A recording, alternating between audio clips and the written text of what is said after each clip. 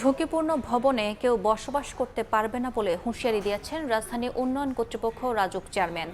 দুপুরে তাঁতীবাজার এলাকা পরিদর্শনে গিয়ে তিনি কথা বলেন। ভাঙচুর নয়, ঝুঁকিপূর্ণ ভবনগুলো কিভাবে বাসযোগ্য করা যায় তা নিয়ে সংশ্লিষ্টদের কাজ করার নির্দেশ দেন রাজুক চেয়ারম্যান।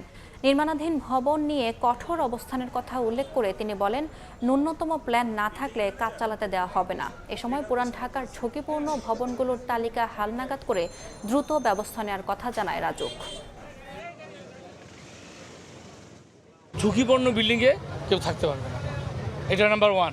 আচ্ছা, আদার্স বিল্ডিংগুলো যেগুলো কমপ্লিট হয়ে গেছে সেগুলোকে কতটুকু নিয়মের আওতায় আনা যায় সেগুলো আমরা এই মুহূর্তে ভাঙচুরে যাব না, কারণ ফ্যামিলি বাস করে, মানে একটু বাসযোগ্য যেন করা যায়। এটা হলো 2। 3 নম্বর হলো যেগুলো বিল্ডিংয়ের কাজ চলতেছে সেগুলো আমরা কোনো 1% কোনো প্ল্যান না থাকলে বা প্ল্যান বাইরে আমরা কাজ করতে দিব না।